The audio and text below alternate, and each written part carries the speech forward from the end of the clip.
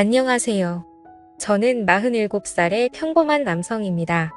부지런한 분들께서는 이미 하루를 시작하셨을 새벽 아침에 저의 이야기를 해보려고 합니다. 저는 5년 전 조금 늦은 나이에 지인의 소개로 지금의 아내를 만나게 되었습니다. 아내는 저보다 12살 어립니다. 처음엔 나이 차이가 꽤 나는 아내에게 미안하기도 했고 부담스럽기도 했지만 저희는 2년이 넘는 시간 동안 서로 알아가며 사랑하고 미래를 약속했습니다. 그리고 현실로 이루었습니다. 연애 시절 아내는 거짓말이 잦은 편이었지만 본심은 여리고 순하다는 느낌을 강하게 받은 저로서는 아내를 믿게 생각할 수 없었던 것 같습니다. 작은 사업체를 운영하며 여느 가정과 같이 아둥바둥 지지고 뽀뽀 단란한 생활을 이어가던 중 운영하던 사업이 갑작스레 실패하게 되었고 재기를 하려 했지만 연이어 시작한 사업은 줄줄이 실패하고 말았습니다. 결국 저는 생계를 이어가기 위해 공장에 다니게 되었습니다. 어떻게든 이겨내보자 생각하고 악물며 일하려 했지만 일이 영 몸에 맞지 않아 저는 늘 지치곤 했습니다. 결국 불행은 연이어 찾아왔습니다. 여느 날처럼 공사장에서 일을 하고 있던 중 동료 직원의 기계 오작동으로 인해 기계의 팔이 끼는 끔찍한 사고가 벌어지고 말았습니다. 그 사고로 인해 저는 결국 한쪽 팔을 잃었습니다. 다친 팔의 고통보다 참기 힘든 여러 가지 어려움들이 두려웠습니다. 눈만 뜨면 봐야 했던 끔찍한 내 팔 몇 차례 견디기 어려운 수술들과 홀어머니의 우울증 좌절하여 하루가 다르게 살이 빠져가던 아내, 그것도 모자라 회사와의 합의 과정이 원만히 해결되지 않아 치료 과정에서도 문제가 많았습니다. 퇴원한 뒤에도 취업은 당분간 어려운 상태일 듯했고 무엇보다 앞으로 삶에 대한 자신감이 없었습니다. 이렇게 한순간의 사고는 저에게 큰 후유증을 남겼습니다. 9개월의 긴 병원 생활 끝에 저는 어렵게 퇴원하였습니다. 홀몸으로 자식들을 키워온 저의 어머니는 저의 사고 이후 아내에게 유독 신경질적인 모습을 보이셨습니다. 제가 장애가 생겼으니 어머니 입장에서는 어린 며느리가 많이 신경 쓰이셨나 봅니다. 혹시나 젊은 며느리가 한 년이라도 팔지 않을까 하는 노파심이 아니셨나 싶습니다. 몸이 불편한 저와 유별난 시어머니 사이의 아내의 마음고생은 이만저만 아닐 테지요. 그런 아내에게 너무나 미안하고 고마웠습니다. 어머니께 걱정하지 말라며 아내에게 잔소리하는 어머니를 뒤로하고 아내 손을 잡아 이끌었습니다. 앞으로도 수개월 병원에 다니며 치료를 받아야 하는 상황입니다. 이토록 힘든 시기이지만 아내의 헌신적인 간호 덕에 현재 저는 희망을 잃지 않을 수 있었습니다. 퇴원 후 오랜만에 집으로 돌아와 그날도 아내는 저를 살뜰히 보살펴 주었습니다. 그때 아내에게 한 통의 전화가 걸려왔습니다. 아내는 황급히 전화를 끊어버렸습니다. 누구냐고 물었니? 실수로 알람을 잘못 맞춰 놓았다며 얼버무렸습니다. 짐작에 무언가를 숨기는 듯해 보였습니다. 그날 저녁에 아내가 잠시 나갔다 온다고 하더군요. 어딜 가냐 물었니? 집 앞에 잠깐 친구가 보자고 해서 다녀온다 했습니다. 저는 그런 아내의 외출이 의심스러울 수밖에 없었습니다. 밤 9시가 되어도 아내는 귀가하지 않았습니다. 그렇게 애타게 아내를 기다리고 있는데 어머니께 전화 한 통이 걸려왔습니다. 밥은 먹었냐며 뭐하고 있었는지 일상적인 이야기를 나누다가 어머니가 마누라 단속 똑바로 하라고 하시더군요. 무슨 소리냐고 물으니 동네 사람들한테 내가 무슨 소리를 들었는지라며 제가 병원에 입원했을 때 아내가 밤마다 외간 남자를 만난다고 다닌다는 충격적인 이야기였습니다. 아무래도 아내는 저보다 한참 어리고 저는 사고로 몸이 불편한 상황이니 남자로서 자신감이 많이 떨어진 상태였습니다. 어머니께 이상한 소문까지 들으니 신경이 많이 쓰이더군요. 며칠 후 저는 동네의 친한 후배를 은밀히 만났습니다.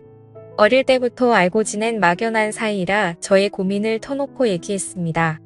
아내가 나 몰래 바람을 피우는 것 같다며 얘기했고 후배는 본인이 도울 수 있는 일이 없냐고 물었습니다. 저는 아내를 확인하고 싶었고 그렇게 후배에게 아내의 뒷조사를 부탁하게 되었습니다. 늦은 밤 또다시 아내가 집을 나서더군요. 주방에는 오늘도 늦을 테니 저녁 잘 챙겨 먹으라며 쪽지를 남겨놨습니다.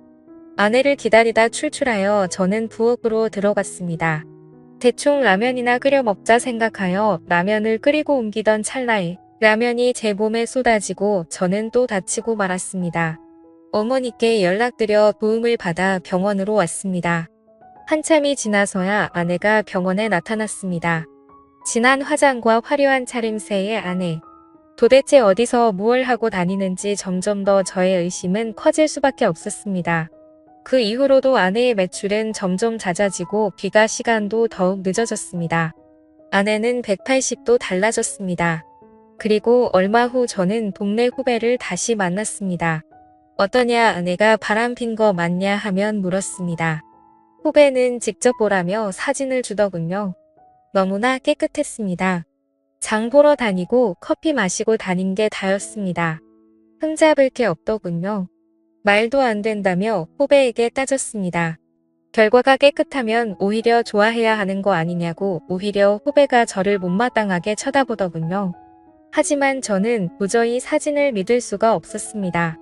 다음날 술에 잔뜩 취해 비틀거리며 아내가 집으로 돌아왔습니다.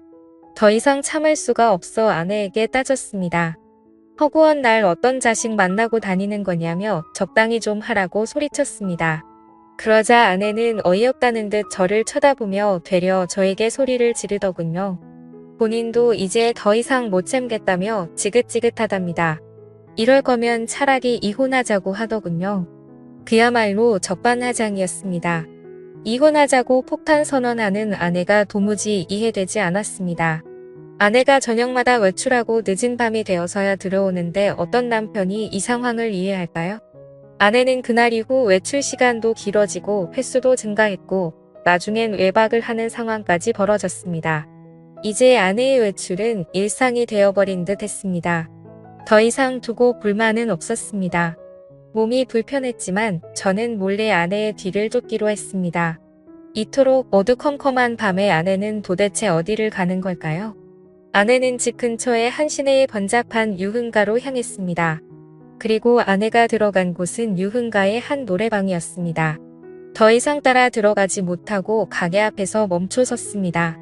아는 언니라도 만나서 기분 풀려왔겠지 싶어 따라 들어갈까 말까 고민하다 여기까지 온 거 내 두 눈으로 직접 확인하자 생각해 노래방 안으로 들어갔습니다.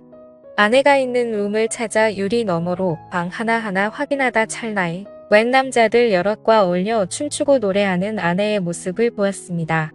모르는 남자 4명과 아내와 그리고 아내와 나이가 비슷해 보이는 여자 1명이 함께 노래 부르며 춤추고 서로 껴안고 놀고 있는 것이었습니다. 그렇습니다. 아내는 저 몰래 노래방에서 일을 하고 있던 것이었습니다. 도대체 왜 아내가 그랬을까 눈앞의 광경을 믿을 수가 없었습니다. 충격의 룸 앞에 주저앉아 망연자실하고 있을 때였습니다. 갑자기 아내가 전화를 받으며 황급히 밖으로 뛰쳐나오더군요. 저는 재빨리 아내에게 들킬까 싶어 몸을 숨겼습니다. 누구를 만나기로 한 듯 뛰어가는 아내를 저는 다시 뒤쫓았습니다. 가로등이 없는 시내 한 골목에서 아내가 누군가를 기다리고 있었습니다. 그리고 그 어둠 속에서 아내를 향해 한 남자가 다가왔습니다. 그런데 그 남자는 놀랍게도 제가 고민을 터놓고 얘기했던 후배 녀석이었습니다. 흥분한 저는 보고 있을 수만은 없었습니다. 후배와 아내에게 다가갔습니다. 어떻게 너희들이 이럴 수가 있냐며 후배놈에게는 왜 내가 내 마누라랑 놀아나고 있는 거냐고 따졌고 아내에게는 이놈이랑 무슨 짓을 하고 다니는 거냐고 소리쳤습니다. 느닷없이 제가 나타나니 그 둘은 소스라치게 놀라더군요. 그런데 오히려 아내가 저를 냉정하게 밀치더니 이게 무슨 짓이냐고 되려 저에게 소리쳤습니다. 그러더니 이게 다 누구 때문인지 아냐며 이 모든 게 다 제 탓이라고 울부치더군요. 아내는 동네 언니의 소개로 몇 달 전부터 노래방에서 일을 시작했다고 합니다. 그렇게 저 몰래 매일 밤 노래방으로 출근했던 겁니다. 저의 사고로 긴 병원 생활을 마치고 퇴원할 무렵 아내를 기다리고 있던 건 어마어마한 액수의 병원비 청구서였다고 합니다. 저희에게 마땅히 들어놓은 보험도 없었고 경제적으로도 당연히 좋지 않은 상황이었습니다. 처음엔 저희 어머니와 처가댁에서 도움을 받아 어찌어찌 살아갔나 봅니다. 저에게는 괜찮다며 걱정하지 말라고 했던 아내에게 이렇게나 큰 걱정이 있는 줄 미처 몰랐습니다. 괜찮다고 하여 저는 괜찮은 줄만 알았네요. 평범한 주부로만 살아온 아내가 큰 돈을 마련할 수 있는 일은 결국 부음의 일이었던 것이었습니다. 저의 치료비와 생계를 이어가기 위해 아내 역시도 이 악물고 시작한 일이었는데 오히려 저 때문에 아내의 불행이 시작되었던 것이었습니다. 아내의 뒷조사를 부탁한 후배놈이 아내의 노래방으로 찾아갔던 것이었습니다. 후배놈이 아내에게 노래방에서 아내가 남자들과 어울리는 수십 장의 사진을 보여주며 아내의 비밀을 지켜주는 대가로 계속해서 돈을 요구했던 것입니다. 심지어 그 후배놈은 돈이 적다는 이유로 아내에게 폭력까지 휘둘렀었다고 합니다. 이 후배놈은 저희 아내가 도우미 일을 하는 것을 알면서도 저에게 말을 하지 않은 것이지요. 그리고 오히려 아내를 찾아가서 도우미 일이라는 것을 남편에게 말하지 않을 테니 돈을 내놓으라고 협박했던 것입니다. 아내가 저를 붙잡고 하소연합니다. 자신이 얼마나 힘들었는지 아냐며 모든 게 저를 사랑해서 그런 거였다고 합니다. 저는 왜 진작에 나한테 말하지 못했냐고 미안하다고 아내를 껴안고 울었습니다. 그리고 그 후배놈을 아내를 협박한 이유로 경찰에 신고했습니다. 이제 곧 뜨는 해를 바라보면서 이렇게 글을 쓰니 그때의 일이 다시 생각나네요. 지금 저는 적은 돈이지만 일을 할 수 있는 상황이 되었고 아내도 근처 식당에서 일을 하며 지내고 있습니다. 함께 모으는 돈이 비록 큰 돈은 아니지만 서로가 있음에 감사하고 행복해하며 열심히 살고 있습니다. 긴 글 읽어주셔서 감사합니다. 오늘의 사연 들어주셔서 감사합니다. 여러분의 생각은 어떠신지 댓글 달아주세요. 재미있게 시청하셨다면 구독, 좋아요 부탁드립니다.